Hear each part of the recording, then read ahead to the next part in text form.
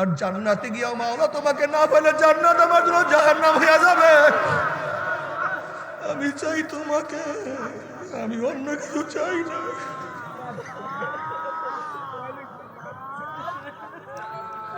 जन्नत दो जोक्सिया रब क्या करो, जन्नत दो जोक्सिया रब क्या करो, आरज़ू है मैं तुझे साथ देखा करो। আমি তোমাকে চাই, আমি তোমার মোহাব্বত চাই, আমি তোমার ভালোবাসা চাই, আমি চাই তুমি আমাকে ডাকো, তোমার রেজা তোমার খুশি। हर तमन्ना दिल से रुखसत हो गई, हर तमन्ना दिल से रुखसत हो गई, अब तू आजा अब तू खिलवत आ गई, माने ट्राशो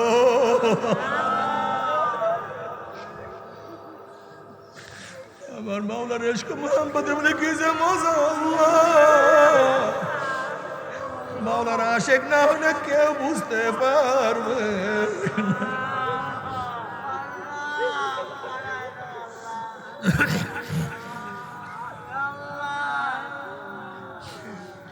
কিন্তু আমার যুবক বাবারা, আমার মুরব্বী বাবারা, পর্দারা মা বোনেরা, আমার মাওলাকে রাজি খুশি না করিয়া যদি কিয়ামতের ময়দানে উঠো, ধাক্কা মারিয়া সূর্যের গরমে নিচে ফালাইয়া দেওয়া হবে। সূর্যের গরমে মাথার তালো টাস টাস টাস টাস ফাটিয়া যাবে। নাফরমান ঘামাইতে ঘামাইতে কোনো কোনো নাফরমানের হাঁটু পরিমাণের ঘাম হইয়া যাবে, কোনো কোনো নাফরমানের কোমর পর্যন্ত ঘাম হইয়া যাবে, কোনো কোনো নাফরমান ঘামের মধ্যে সাঁতার কাটতে থাকবে। আল্লাহ তুমি আমাদের সবাইকে মাফ করিয়া দাও। আল্লাহ আল্লাহ তুমি আমাদের সবাইকে ক্ষমা করিয়া দাও। যদি মাওলাকে রাজি খুশি না করিয়া কিয়ামতের ময়দানে উঠো, ধাক্কা দিয়া জাহান্নামে ফালাইয়া দেওয়া হবে। জাহান্নামীরা 70 বছর পর্যন্ত জাহান্নামের নিচে যাইতেই থাকবে, যাইতেই থাকবে, কুল নাই কিনারা নাই, শুধু নিচে যাইতেই থাকবে, আগুন আর আগুন। আল্লাহ মাফ করিয়া দাও। বাবারা জাহান্নামের লোকদেরকে জাহান্নামের একটা পোশাক পরাইয়া দেওয়া হবে। আল্লাহ মাফ করিয়া দাও। ওই পোশাক তুলার কোনো পোশাক না, উলের কোনো পোশাক না, সুতির কোনো পোশাক না, ওই পোশাকটা হবে জাহান্নামের আগুনের পোশাক। নাফরমান সহ্য করতে পারবে না, 2 হাত দিয়ে শুধু পোশাক ছেড়ার চেষ্টা করবে, কিন্তু পোশাক ছিঁড়তেও পারবে না, খুলতেও পারবে না, সহ্য করতে পারবে না।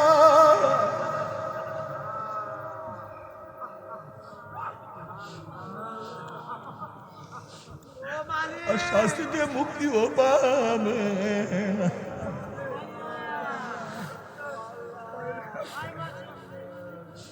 বাবারে আমার মাওলা যত বড়, আমার মাওলার জান্নাত তত বড়। আমার মাওলা যত বড়, আমার মাওলার জান্নাতের নিয়ামত তত বড়। আমার মাওলা যত বড়, আমার মাওলার জাহান্নাম তত বড়। আমার মাওলা যত বড়, আমার মাওলার জাহান্নামের শাস্তিও তত বড়। তবে মুমিন মুসলমান বলতে সবাই মনে চায় গুনার থেকে ফিরিয়ে আনিয়া কামল করিয়া মাওলার জান্নাত কিন্তু সবাইরই যাইতে মনে চায়। গুনাহ নিয়া মাওলার জাহান্নামে কাউরি কিন্তু যাইতে মনে চায় না। কিন্তু কেনই বা আমরা নেক আমল করতে পারি না, কেনই বা গুনার কাম ছাড়তে পারি না? এর মূল কারণ হলো আপনার এবং আমার পিছনে নফস এবং শয়তান লাগিয়া রয়েছে। এই নফস এবং শয়তান থেকে ফেরার জন্য যে কোনো একজন হক্কানি আল্লাহর ওলির হাতে হাত দিতে হবে রে বাবা। খবরদার, বর্তমান জমানায় পীর মুরিদের নামে ভেজাল, শিরক বিদআত, হিংসা হাসাদে পরিণত হয়ে গেছে। সমস্ত আল্লাহর ওলির একমত, যেই পীরের 5 জন মুরিদের মধ্যে কম পক্ষে 3 জনকে দেখবেন আলহামদুলিল্লাহ সুন্নাত মুআফিক আমল আকলাক মজবুত হইয়া যাইতে আছে, গুনার কাম ছাড়তে আছে, নেকের আমল ধরতে আছে, কলব নরম হইয়া চোখে পানি আসতে আছে। বিরিক্ষতর নাম কি, ফলে পরিচয়। আমি চরমুনাই বুঝি না, চরমুনার দামাত প্রশংসা প্রচার প্রসার করার জন্য আসি না রে বাবা। চরমুনায় যাওয়ার তোমার কোনো দরকার নাই, কোনো দরকার নাই, কোনো দরকার নাই। তুমি যার কাছে গিয়া পারো গুনার কাম সারা, নেকের আমল ধরো, কলব নরম করিয়া চোখে পানি নিয়া মাওলার কবরে যাইও। যেরকম দুনিয়ার ঘরে আগুন লাগলে পানি সারা নিবানো যায় না, ঠিক তদ্রূপ তোমার এবং আমার গুনার দ্বারা যেই জাহান্নামের আগুন জ্বলিয়া রইছে, চোখের পানি ও সারা কিন্তু জাহান্নামের আগুন নিবানো সম্ভব না। নবী আদম আলাইহিস সালাতু ওয়াস সালাম তার ছেলে কাবিলকে বুঝাতে পারে নাই, দুনিয়ার মধ্যে যত মানুষ অন্যায়ভাবে হত্যা করবে, দুনিয়ার মধ্যে যত মানুষ কিয়ামত পর্যন্ত অন্যায়ভাবে হত্যা করবে, সেই হত্যার গুনার একটা অংশ কাবিলের আমলনামায় পুষবে। বলেন কেন? দুনিয়ার মধ্যে সর্বপ্রথম অন্যায় হত্যাকাণ্ড ঘটাইছে কাবিল। যেহেতু গোটা দুনিয়ার মধ্যে সর্বপ্রথম এই অন্যায় হত্যার সূচনা কি করছে? নবী আদম আলাইহিস সালাতু ওয়াস সালামের সন্তান কাবিল করছে। যেহেতু সূচনা সে করছে, কাজে সেখান থেকে শুরু করে কিয়ামত পর্যন্ত যত অন্যায় হত্যা হবে, যত কোটি কোটি অন্যায় হত্যা, তার একটা অংশ কার আমলনামায়? সবাই কথা বলেন ভাই। কিসের জন্য? কি করছে? এখন কি বুঝলেন? যারা গুনাহ সূচনা করবে, যে কোনো গুনাহ সূচনা করবে, যে ব্যক্তি যেই গুনাহ সূচনা করবে, ওই সূচনা অনুযায়ী যত মানুষ ওই গুনাহ করবে, সমস্ত গুনাহগারদের একটা অংশ কে পাবে? কে পাবে?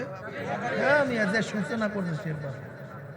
আমি তো একটা উদাহরণ দিছি যে কাবিল কিয়ামত পর্যন্ত অন্যায় হত্যার সমস্ত গুনার ভাগী হওয়ার কারণটা কি? সূচনা করছে। এটা মূলনীতি।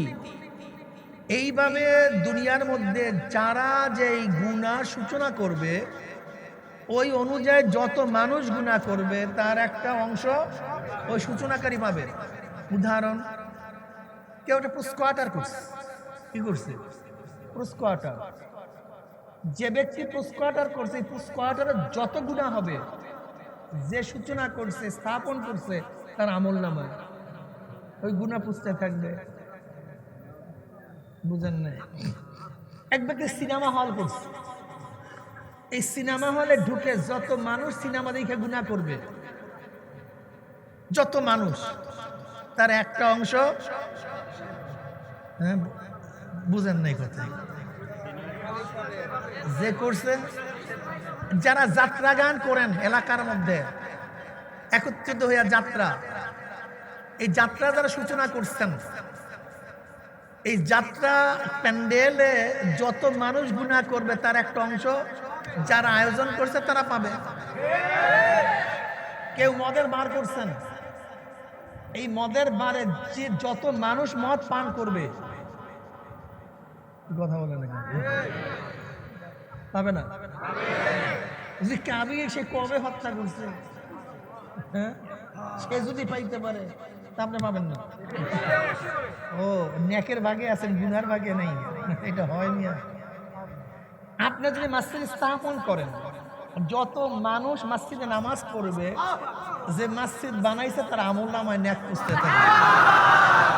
আপনি মাদ্রাসা করছেন, যত মানুষ মাদ্রাসায় পড়াশোনা করবে, তার আমলনামায়, এই যারা এই নেকের আয়োজন করছেন, এই যে মাহফিল করছেন, জিকির আজকার, ওয়াজ নসিহত, এই যত নেক হবে, যারা অর্থ দিছেন, পয়সা দিছেন, শ্রম দিছেন, চেষ্টা সাধনা করছেন, প্রত্যেকের আমলনামায় পুষতে থাকবে। আর দাল্লু আলা খায়রান কাফাইলিহি, যে নেকের দিকে ডাকবে, ওই অনুযায়ী যারা নেক করবে, দায়ীর আমলনামায় আল্লাহ পাক ওই পরিমাণে নেক লিখে দিবে। তা পুস্কোয়াটার করলে গুনাহ, বার করলে গুনাহ। এই যে সুদ যারা চালু করছে, যারা সুদ অনুযায়ী সুদ খাবে, গুনাহ পাবে না, ঠিক না? হ্যাঁ, আচ্ছা পাবে। দেখছেন, এর জন্য কিয়ামতের ময়দানে অনেক মুসল্লি, অনেক রোজাদার টুপিওয়ালা নারীওয়ালা দেখবে লক্ষ লক্ষ ব্যারেল মদের গুণা। কি গুণা? ওই ব্যক্তি বলবে আল্লাহ আমি কোনোদিন মদ স্পর্শও করি নাই, দেখিও নাই, এত মদের গুণা কোথা থেকে আসছে? আল্লাহ বলবেন যাদের দল করিয়া ভোট দিয়া মদের আইন পাশ করার সূচনা করছো, কথা বলেন না,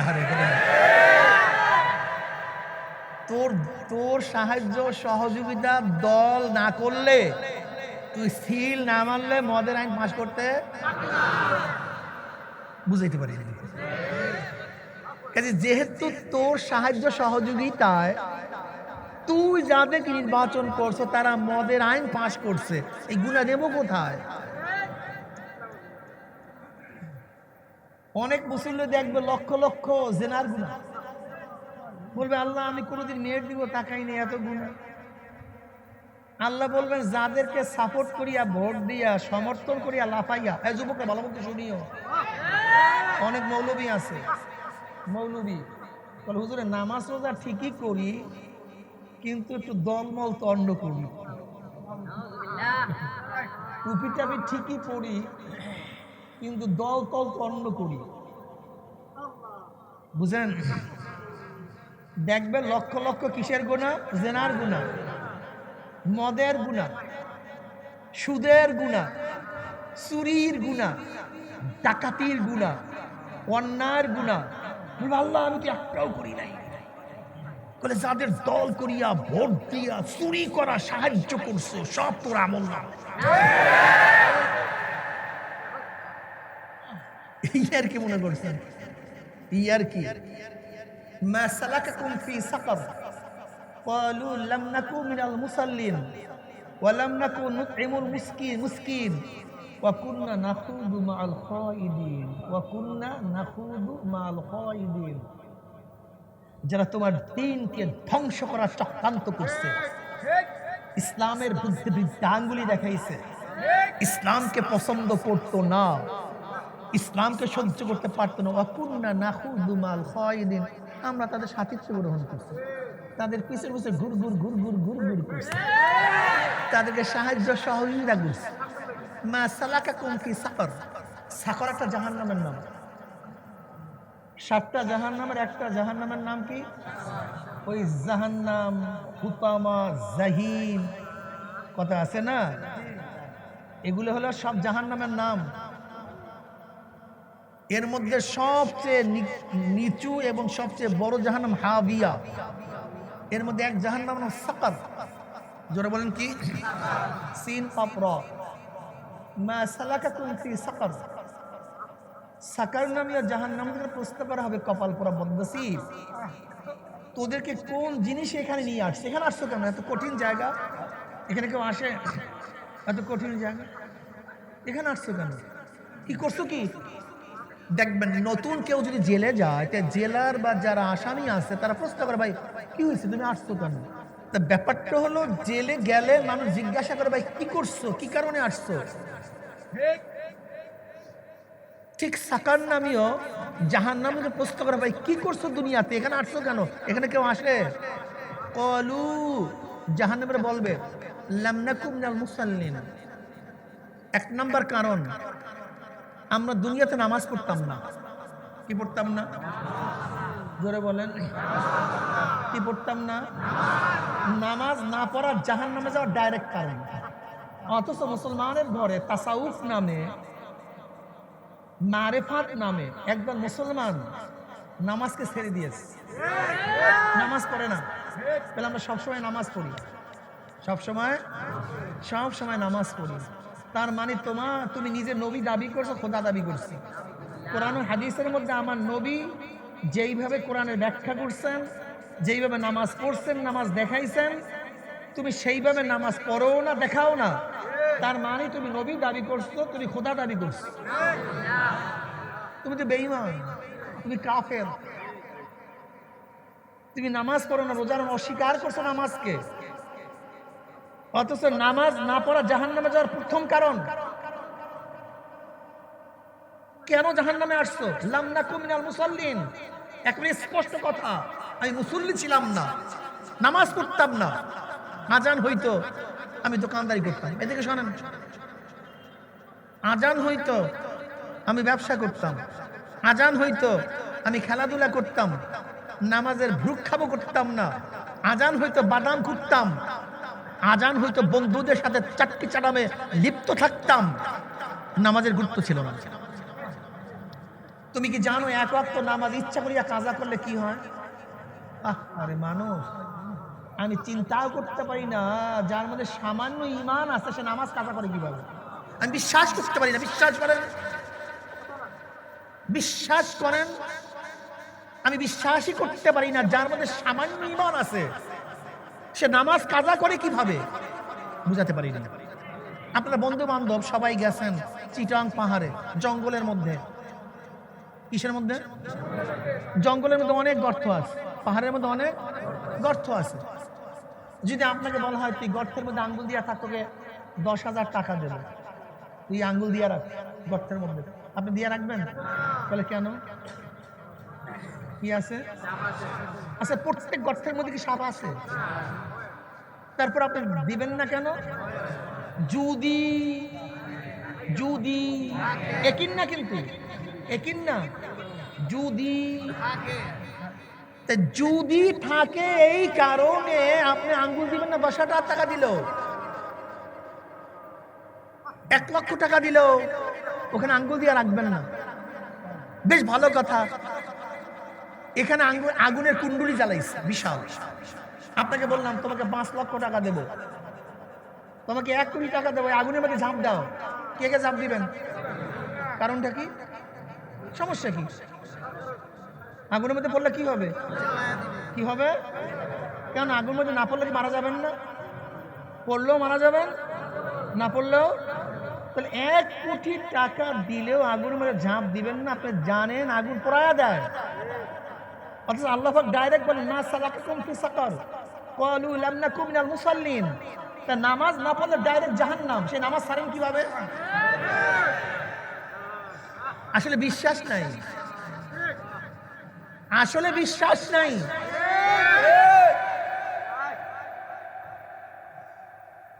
নারায়ণগঞ্জের এসপি সাহেব আসছে রাত 4টার সময়, নক করছে। কে? আমি এসপি। প্রচন্ড শীত, প্রচন্ড। এখন কি আপনি ঘুমাবেন? স্যারে ডাকে ডাকুক, কি আসে যে আমার ঘুম, প্রচন্ড ঘুমের সময় থোট করে এসপি ঘুমাবেন নাকি লেখার উপরে লাফতে মারবেন? এসপি সাহেব উঠেই আসলে দেখছেন এসপি সাহেব কি বলতেছে? এই যুবক, এই পুকুরের মধ্যে 100 ডুব দে, যদি ডুব না দাস তোকে 1 বছর জেল দিয়া দেবে। কয় বছর? কি ডুব দিবেন? কথা বলে না কেন? কেন? এসপি কি চিনেন? ডুব না দিলে বলে স্যার 100 ডুব নেই, 100 ডুব না 200 দেব, কিন্তু জেল একদিনও খাটবো না। যদি এসপির ভয়ে ডাক দিলে ল্যাপের মধ্যে লাথি মারিয়া তার সামনে হাজির হতে পারো, তা আমার মাওলা যখন ডাকে হাইয়া আলাস সালাহ, হাইয়া আলাল ফালাহ, আয় নামাজের দিকে, আয় কল্যাণের দিকে, তখন ল্যাপ আরো বেশি টানিয়ে গাড়ি দেওয়া কিভাবে? এসপি কে ভয় করছে, আল্লাহকে ভয় করো না। এসপি কে ভয় করছে, আল্লাহকে ভয় করো না। আসলেও তুমি ভয় করো না আল্লাহকে, তুমি মুখে দাবি করো আল্লাহকে ভয় করি, আল্লাহকে ভয় করো নাই। এসপি সাহেবের 1 বছরের জেলের ভয়ে ঠান্ডা পানির মধ্যে 100 ডুব দিতে পারো, আমার মাওলার জেলখানা জাহান্নামের ভয়ে উযু করিয়া গোসল করিয়া কেন নামাজে হাজির হও না? কারণটা কি? আসলে বিশ্বাস নাই মিয়া, বিশ্বাস নাই, সব মুখে মুখে, বিশ্বাস নাই। তুমি কি জানো 1 ওয়াক্ত নামাজ ইচ্ছা করিয়া কাজা করলে কি হয়? 2,88,00,000 বছর জাহান্নাম। 1-2 দিন না, 2,88,00,000 বছর। অথচ জাহান্নামের আগুন সম্পর্কে আল্লাহ পাক কি বলেন? নারুল্লাহিল মুকাতাতুল্লাতী তাত্তালিউ আলাল আফইদা। দুনিয়ার আগুন হাতে লাগলে হাত পড়ে, পায়ে লাগলে, আর জাহান্নামের আগুন এত কঠিন, এত মারাত্মক, এত তেজি আগুন, শরীরের যে কোনো জায়গায় লাগার সাথে সাথে কলিজা পুড়িয়া সারকার হয়ে যাবে। অথচ কই নামাজ পড়ি না, নামাজ নেই, খবরও নেই। আমি চিন্তাও করতে পারি না যার মধ্যে সামান্য ইমান আছে, কঠিন ইমান বাদ দেন, সে ব্যক্তি নামাজ কাজা করে কিভাবে? আমি তো বুঝিই নাকি, আমার বুঝে আসে না। আব্বাজান রহমতুল্লাহর বয়স যখন 35, আমার দাদাজান রহমতুল্লাহ প্রশ্ন করছে, বাবা ফজলু সৈয়দ, আব্বাজানকে দাদাজান সৈয়দ বলতেন, তোমার কি নামাজ কাজা হয়েছে এই বছরে? বললেন, আব্বাজান আমার এই 35 বছর যদি বালেক হওয়ার পর নামাজ কাজা হয় না। অথচ আজকে কয়জন আলেম আছে যারা নামাজ কাজা করি না আমরা? আমাকে বলেন, কয়জন আলেম আছে আমরা নামাজ কাজা করি না? রশিদ আহমদ গঙ্গুর রহমতুল্লাহ আলী দাওবন্দের এক অনুষ্ঠানে গেছেন, ছাত্রদের ভিড়াভিড়ির কারণে তাকবির উলা ছুটিয়ে গেছে। কি ছুটছে? তাকবির উলা, জামাত না।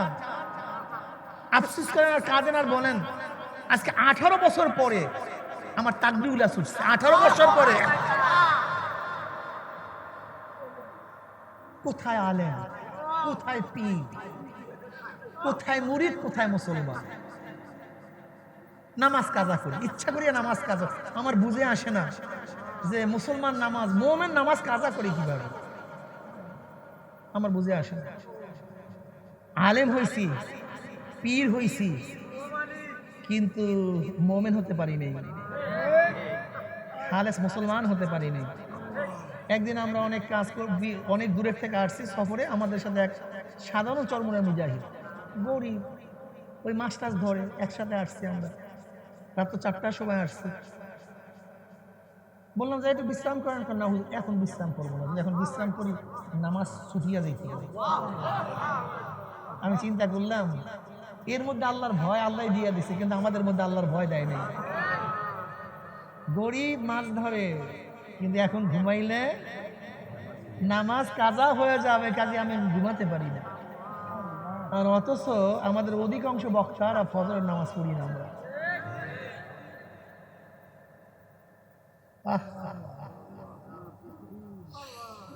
নামাজ না পড়া জাহান্নামে যাওয়ার কথা। বর্তমান জমানায় কয়জন তোলাবা আছে যারা নামাজ কাজা করে না? কয়জন তোলাবা আছে আমাকে বলেন, কয়জন তোলাবা আছে যারা নামাজ কাজা করে না? কয়জন পাবেন? নাই। আমরা আলেমরাও নাই, তোলাবারাও নাই, পীররাও নাই, মুরিদরাও নাই। আস্তে আস্তে সব কিয়ামতের দিকে যাইতে আছে।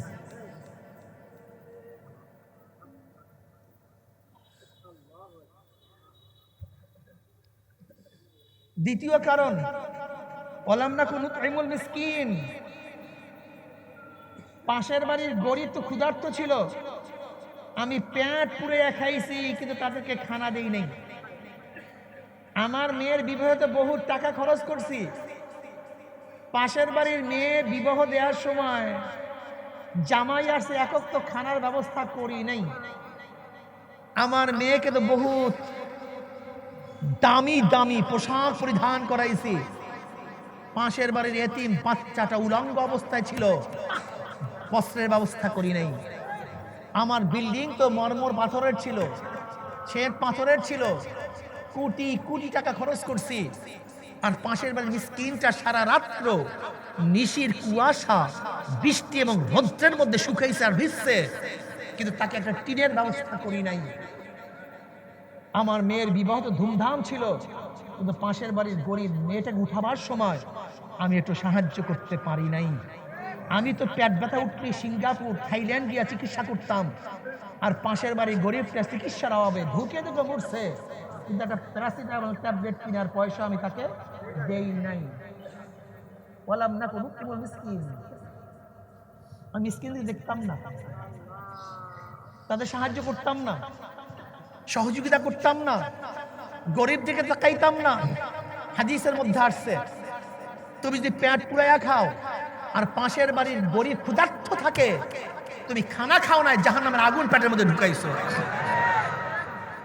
জাহান্নামের আগুন ঢুকাইছো। ইসলাম তো জানো না, ইসলাম কি জিনিস? জানোই তো না ইসলাম শান্তি। আর ইসলাম যদি প্রতিষ্ঠিত হইতো তাহলে বাংলাদেশে 5-10 বছরের মধ্যে একজন গরিব থাকতো না, কেউ না খেয়ে থাকার প্রশ্নই আসে না। কেন? সাম্যতা ইসলামের মধ্যে আছে। সাম্যতা ইসলাম শিক্ষা দেয়। নবী ইব্রাহিম আলাইহিস সালাম সে তো মেহমান ছাড়া খানাই খাইতেন না, মেহমান ছাড়া খানাই খাইতেন না। একদিন কোনো মেহমান পান না, ক্ষুধা, কিন্তু মেহমান নাই। একজন মেহমান খুঁজে আসছে, দস্তাখানে বসছে। এবার মেহমান খানা খাওয়া শুরু, বিসমিল্লাহ ওয়াল উজ্জা, লাত এবং উজ্জার নামে খানা খাওয়া শুরু করেছে। নবী ইব্রাহিম আলাইহিস সালাম বলতেছে, তুমি লাত এবং উজ্জার নামে আমার দস্তারখানে খানা খাইতেছো? ভূতের নামে? বলো বিসমিল্লাহির রহমানির রহিম, বিসমিল্লাহি তাআলা বলো। আমি তো তোমার খানা খাওয়ার জন্য আসছি, ইসলাম গ্রহণ করার জন্য আসিনি, ঈমান আনার জন্য তো আসিনি। তোমার দস্তাখানে কিসের জন্য বসছি? খানা খাওয়ার জন্য, ঈমান আনার জন্য বসি নেই। বলে তুমি যদি বিসমিল্লাহ না পড়ো, আল্লাহর নামে শুরু না করো, তাহলে আমি তোমাকে খানা খাওয়াবো না। ঠিক আছে, খানা খাবো না, আমি চললাম। ওইটা হাঁটা দোষ। মুসাফির তো যায়। আল্লাহ পাক ডাক দেবেন, ইব্রাহিম 80 বছর পর্যন্ত এই মুশরিক লাত এবং উজ্জার নামে খানা খাইছে, কিন্তু আমি একদিন মাহরুম করি নাই। আর আজকে তোর সামনে লাত এবং উজ্জার নামে খানা খাওয়ার কারণে তুই রিজেক থেকে মাহরুম করে দিস। ইব্রাহিম, আমি তো রিজেককে আম করছি। যদি জাহান্নামে গিয়েও তোমাকে পাই, জাহান্নাম আমার জন্য জান্নাত হয়ে যাবে। আর জান্নাতে গিয়েও মাওলা তোমাকে না পেলে জান্নাত আমার জন্য জাহান্নাম হয়ে যাবে। আমি চাই তোমাকে, আমি অন্য কিছু চাই না।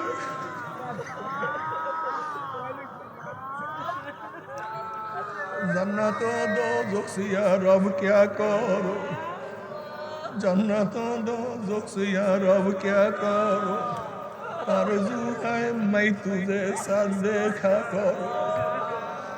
আমি তোমাকে চাই, আমি তোমার মোহাব্বত চাই, আমি তোমার ভালোবাসা চাই। আমি চাই তুমি আমাকে ডাকো, তোমার রেজা, তোমার খুশি। हर तमन्ना दिल से रुखसत हो गई, हर तमन्ना दिल से रुखसत हो गई। अब तू आजा, अब तू खिलवत आ गई, मौला একটু আসো।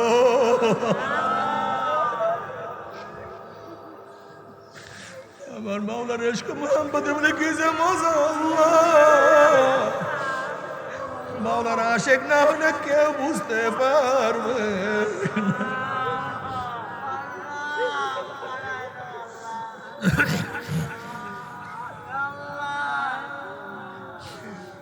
কিদে আমার যুবক বাবারা, আমার মুরব্বী বাবারা, পর্দার মা বোনেরা, আমার মাওলাকে রাজি খুশি না করি যদি কিয়ামতের ময়দানে উঠো, ধাক্কা মারিয়া সূর্যের গরমে নিচে ফালাইয়া দেওয়া হবে। সূর্যের গরমে মাথার তালু টাস টাস টাস টাস ফাটিয়া যাবে। নাফরমান ঘামাইতে ঘামাইতে কোনো কোনো নাফরমানের হাঁটু পরিমাণের ঘাম হইয়া যাবে, কোনো কোনো নাফরমানের কোমর পর্যন্ত ঘাম হইয়া যাবে, কোনো কোনো নাফরমান ঘামের মধ্যে সাঁতার কাটতে থাকবে। আল্লাহ তুই আমাদের সবাইকে মাফ করিয়া দাও। আল্লাহ, আল্লাহ তুমি আমাদের সবাইকে ক্ষমা করিয়া দাও।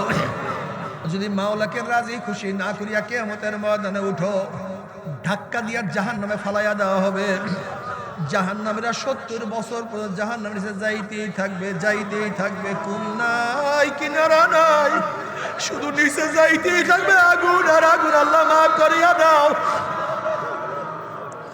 বাবারা, জাহান্নামের লোকদেরকে জাহান্নামের একটা পোশাক পরাইয়া দেওয়া হবে। আল্লাহ মাফ করিয়া দাও। ওই পোশাক তুলার কোনো পোশাক না, উলের কোনো পোশাক না, সুতির কোনো পোশাক না। ওই পোশাকটা হবে জাহান্নামের আগুনের পোশাক। নাফরমান সহ্য করতে পারবে না, 2 হাত দিয়ে শুধু পোশাক ছেড়ার চেষ্টা করবে, কিন্তু পোশাক ছিঁড়তেও পারবে না, খুলতেও পারবে না, সহ্য করতে পারবে না।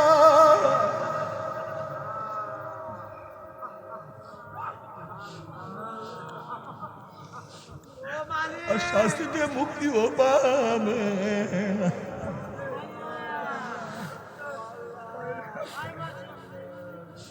বাবারে আমার মাওলা যত বড়, আমার মাওলার জান্নাত তত বড়। আমার মাওলা যত বড়, আমার মাওলার জান্নাতের নেয়ামত তত বড়। আমার মাওলা যত বড়, আমার মাওলার জাহান্নাম তত বড়। আমার মাওলা যত বড়, আমার মাওলার জাহান্নামের শাস্তিও তত বড়। তবে মুমিন মুসলমান বলতে সবাই মনে চায় গুনার থেকে ফিরিয়ে আনিয়া কামল করিয়া মাওলার জান্নাত কিন্তু সবাই যাইতে মনে চায়। গুনা নিয়া মাওলার জাহান্নামে কাউরি কিন্তু যাইতে মনে চায় না। কিন্তু কেনই বা আমরা নেক আমল করতে পারি না, কেনই বা গুনার কাম ছাড়তে পারি না? এর মূল কারণ হলো আপনার এবং আমার পিছনে নফস এবং শয়তান লাগিয়া রইছে। এই নফস এবং শয়তানকে ফেরার জন্য যে কোনো একজন হক্কানি আল্লাহর ওলি হাতে হাত দিতে হবে রে বাবা। খবরদার, বর্তমান জমানায় পীর মুরিদের নামে ভেজাল, শিরক বিদআত, হিংসা হাসাদে পরিণত হয়ে গেছে। সমস্ত আল্লাহর ওলির একমত, যেই পীরের 5 জন মুরিদের মধ্যে কম পক্ষে 3 জনকে দেখবেন আলহামদুলিল্লাহ সুন্নাত মুআফিক আমল আখলাক মজবুত হইয়া যাইতে আছে, গুনার কাম ছাড়তে আছে, নেকের আমল ধরতে আছে, কলব নরম হইয়া চোখে পানি আসতে আছে। বৃক্ষতর নাম কি, ফলে পরিচয়। আমি চরমুনাই বুঝি না, চরমুনার দামাত প্রশংসা প্রচার প্রসার করার জন্য আসি না রে বাবা। চরমোনায় যাওয়ার তোমার কোনো দরকার নাই, কোনো দরকার নাই, কোনো দরকার নাই। তুমি যার কাছে গিয়া পারো গুনার কাম সারা নেকের আমল ধরো, কলম নরম করিয়া চোখে পানি নিয়া মাওলার কবরে যাইও। যেরকম দুনিয়ার ঘরে আগুন লাগলে পানি সারা নিবানো যায় না, ঠিক তদ্রুপ তোমার এবং আমার গুনার দ্বারা যেই জাহান্নামের আগুন জ্বলিয়া রইছে, চোখের পানি ও সারা কিন্তু জাহান্নামের আগুন নিবানো সম্ভব না।